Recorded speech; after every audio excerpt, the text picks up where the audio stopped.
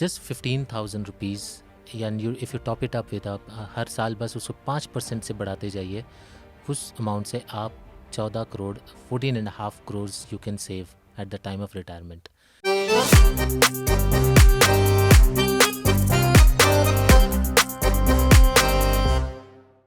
Today, again with me, I have a very special guest, Mr. Ravikant Rathod, Chief Investment Officer at Tata Pension.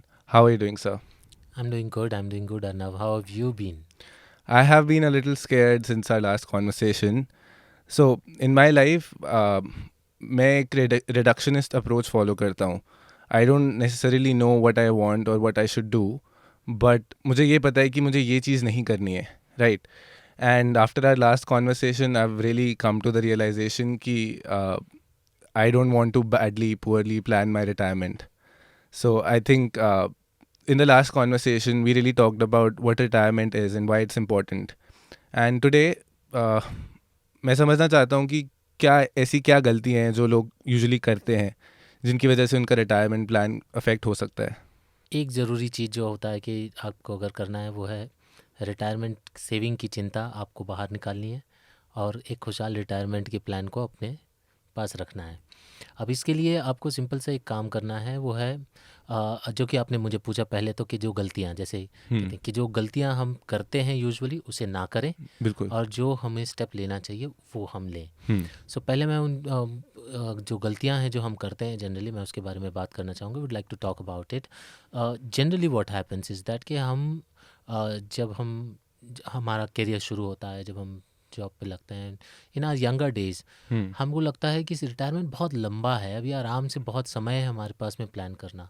और जो problem यहाँ पर होती है कि जो समय आपके एडवांटेज में काम आ सकता था वो आपका डिसएडवांटेज बन जाता है अगर आप पोस्टपोन करते हैं. तो people tend to do that. फिर हम जब 40 की उम्र में 50 की उम्र में जागते हैं, देन वी रियलाइज्ड कि अरे अब अगले 10 साल में 20 साल में मुझे अपने रिटायरमेंट की तैयारी करनी है.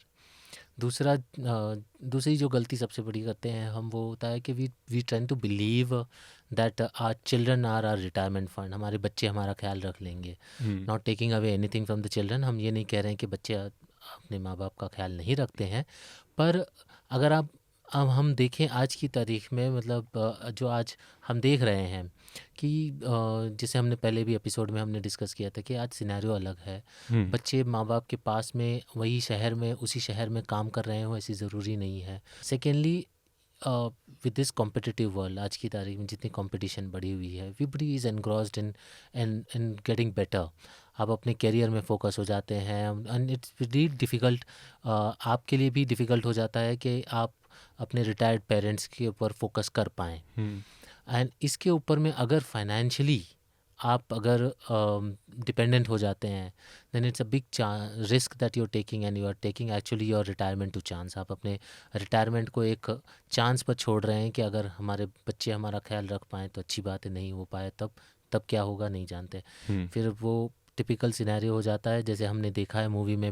आपने रियल लाइफ में, मैं मूवीज़ की मैं ही बात करूँगा, आपने रियल लाइफ में भी काफ़ी देखे होंगे आप.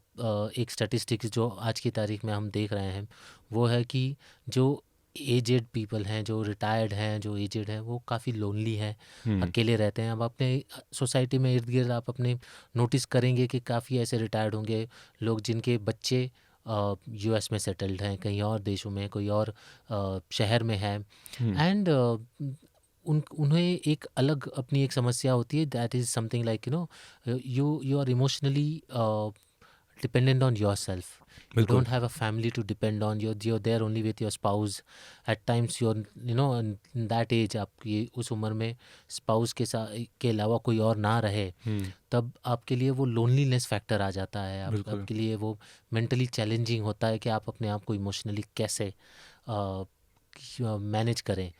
तो वो चैलेंजेस हैं, और उस उम्र में with that emotional challenges, with that loneliness factor and all those, which is a chance, of course, I'm not saying everybody will go through that, लेकिन आप फिर फाइनेंशियली कितना रिस्क उठाना चाहेंगे. तो इसके लिए जो आप प्लानिंग में देरी करते हैं वो सबसे बड़ी एक गलती होती है जो हमें एक्चुअली हमारी प्लानिंग जैसे ही हम पहली बार अपनी सैलरी कमाना शुरू कर देते हैं, it should be the first day of our job, should be the first day of our retirement plan itself, frankly. और एक दूसरी गलती जो हम करते हैं वो होता है कि जब हम ये सोचने लगते हैं कि हमारा पीएफ है जो हमारा ख्याल रख लेगा, बट वो हम भूल जाते हैं कि पीएफ में एक सर्टेन परसेंटेज ऑफ सैलरी जाता है। विल दैट बी इनफ और not is not something which we no.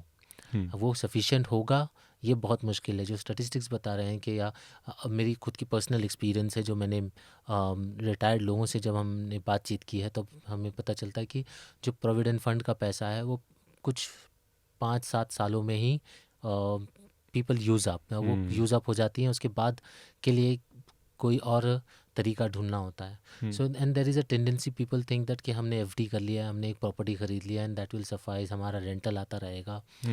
But वो एक और ऑप्शन हो सकता है आपके लिए, लेकिन वो एक लौता ज़रिया नहीं होता है। बिल्कुल। तो आपको जो डेडिकेटेड रिटायरमेंट के लिए जो प्रोडक्ट्स होते हैं, जो आपके रिटायरमेंट नीड्स को फुलफ़िल करते हैं हर स्टेज में, यानी आप जब सेव करते हैं, इन्वेस्ट करते हैं से लेकर आप जब रिटायर होते हैं उसके बाद की जो रेगुलर इनकम है वो भी आपको इंश्योर कर सके, ऐसे प्रोडक्ट्स पर आपको ध्यान देना होगा।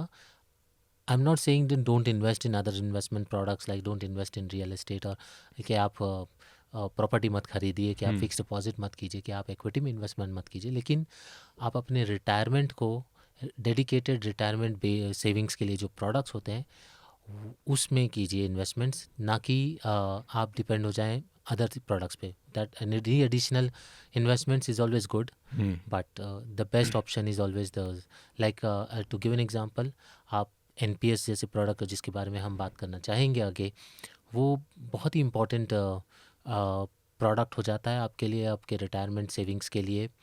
एंड वो एक एंड टू एंड सोल्यूशन बन जाता है। वो एक तरह से ऐसे आपकी जो जितनी भी सेविंग्स से रिलेटेड हो, या आपके एसेट क्लास एक्सपोजर से रिलेटेड हो, या फिर आपके रिटायरमेंट के बाद के फिक्स्ड इनकम, रेगुलर इनकम आने की जो प्रॉब्लम्स है वो सारी सॉल्व करता है। And we will talk about it later on, and this is one of the major problem that something which I highlighted now.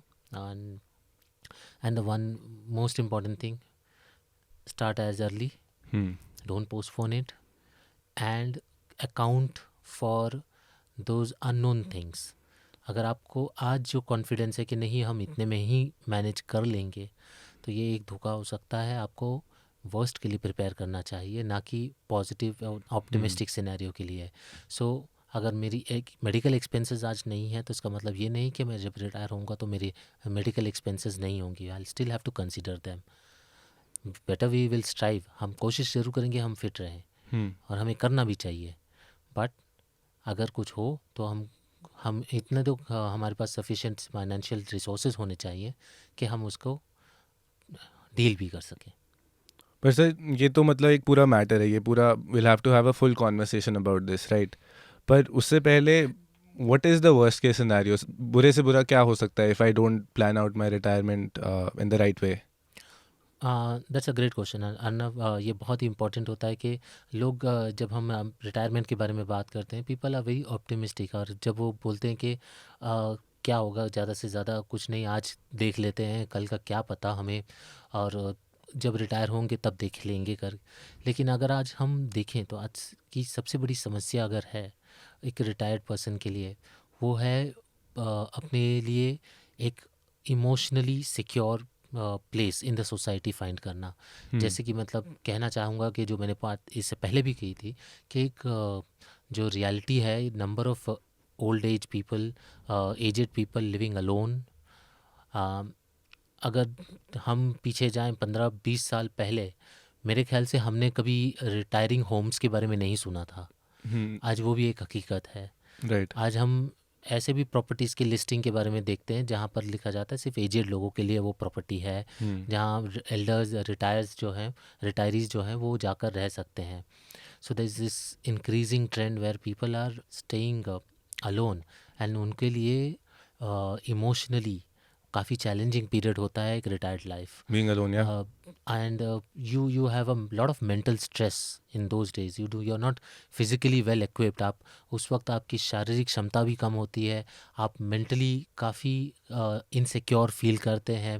And in सब प्रॉब्लम के अलावा अगर आपको फाइनेंशियली भी प्रॉब्लम हो तो that is something, I think that is the last thing that you would like to have. So अगर एक हेल्दी रिटायर्ड लाइफ चाहिए, और इन सब के लिए अगर एटलीस्ट इमोशनली नहीं तो फाइनेंशियली कम से कम हम इक्विप्ड रहें।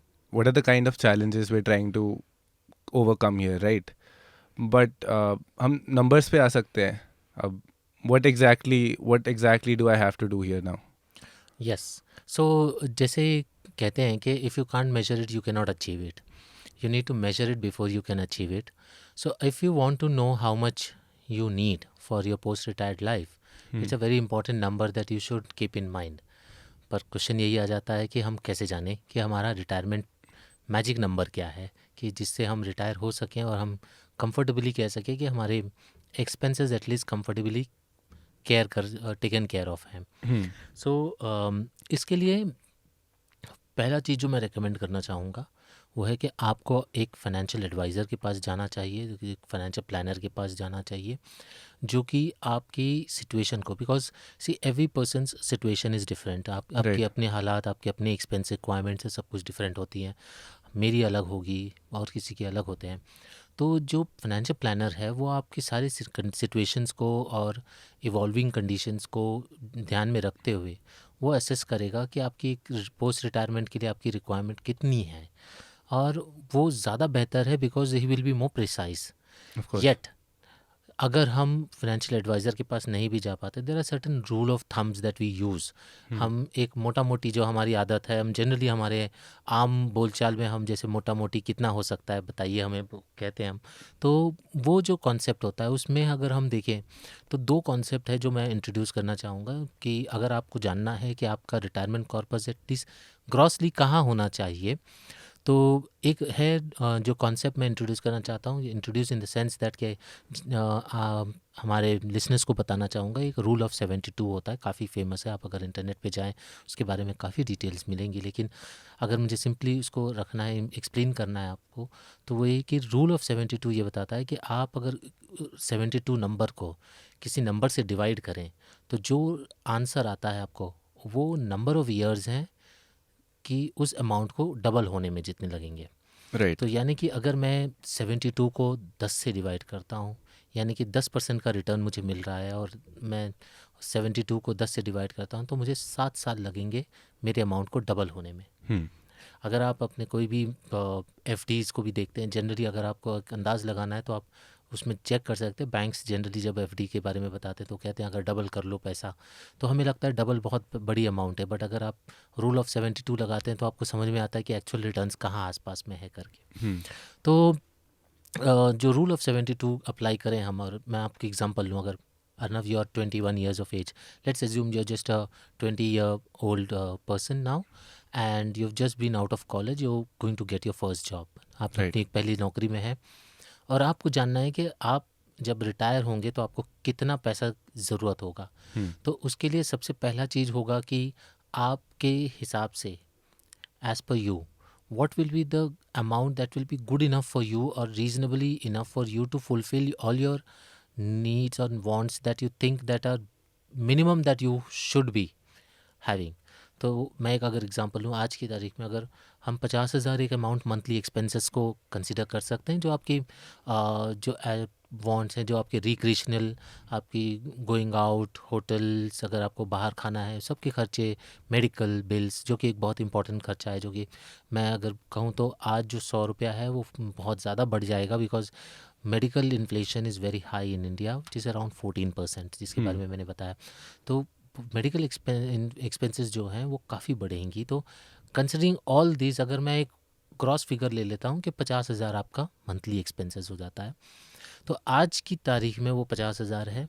And let's use the rule of 72 and try to estimate. हम एक अंदाज़ लगाने की कोशिश करेंगे कि ये 50,000 की इक्विवेलेंट वैल्यू, यानी कि ये 50,000 एट द एज ऑफ 60, यानी कि 40 साल बाद कैसे कितना लगेगा. जैसे हमारी दादी कहा करती थी कि 1 रुपये में घी मिलता था, आज वो 1 रुपये की कीमत 1700 हो गई है.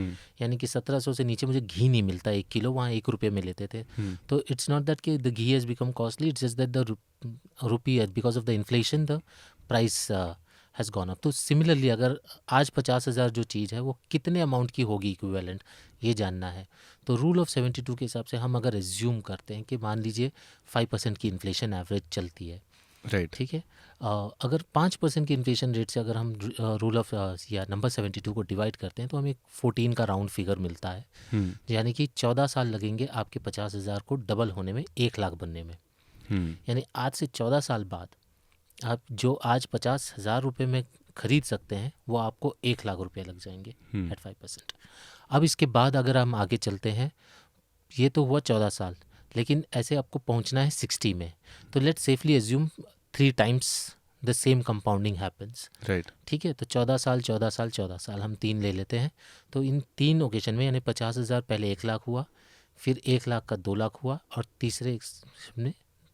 तीसरे जब पड़ाव में आपका 2 लाख रुपये 4 लाख रुपये हो गया। तो यानी कि आज जो 50,000 रुपये आपका खर्च है, वो उसी खर्च को करने के लिए आपको 4 लाख रुपए की ज़रूरत पड़ेगी per month at the age of 60।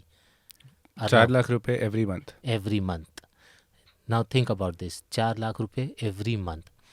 Now let's come back to the number of years that you would like to prepare for post retirement. And let's just take an average consideration that कि आज average life expectancy Indians की 70 years है। 10 years down the line it can go up to 80 years. Right. Now we are talking about 40 years down the line, and we are talking about medical sciences advancing to such an extent that today we can talk about people can live to the age of say 100 and still stay medically fit. Right. I'm saying medically fit.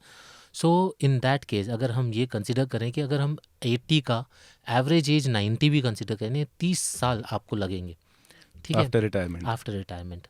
सो यहाँ पर मैं second concept, अगर आपको estimate करना है कि आपकी post retirement आपको कितने अमाउंट की ज़रूरत है, तो आप एक ग्रॉस एस्टिमेट करते हैं जिसको हम कहते हैं कि द रूल ऑफ 30। यानी कि आप अपनी जो नंबर है, जो आपको मंथली फिगर है, उसको एनुअलाइज कीजिए पहले। वो एनुअल फिगर को मल्टीप्लाई कर दीजिए 30 से। Right. So if I am saying that 4 lakh rupees is something which you want monthly basis, and if you multiply 4 lakh rupees to 12, that is annually you need how much? 48 lakhs. 48 lakh अब rupees. 48 lakh rupees को multiply कीजिए 30 से। I don't want to. You will have to. And that's how, Arnav, you arrive what is your corpus that you need in basis this gross estimate thing, of course, is 14.5 crores. For 30 years, 14.5 crores. That's a big number. That's a big number that actually scares you. It does. What if I tell you just 15,000 rupees, and if you top it up with हर साल बस उसको 5% से बढ़ाते जाइए, उस amount से आप 14 crore 14.5 crores you can save at the time of retirement. And so Huge relief. huge relief. Yeah. Yes, that's how you kill the elephant with one single arrow. Small but yet powerful. And that's where I was insisting कि आप जितना जल्दी शुरू करते हैं उतना ही अच्छा है। And that is where this is my request to all the listeners, if they are listening, to start as early as possible. Right. So this has been a very enlightening conversation.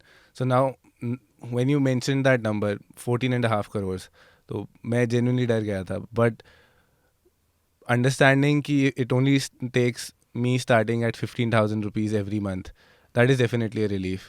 And I'm sure it will be a relief for everyone who's listening as well.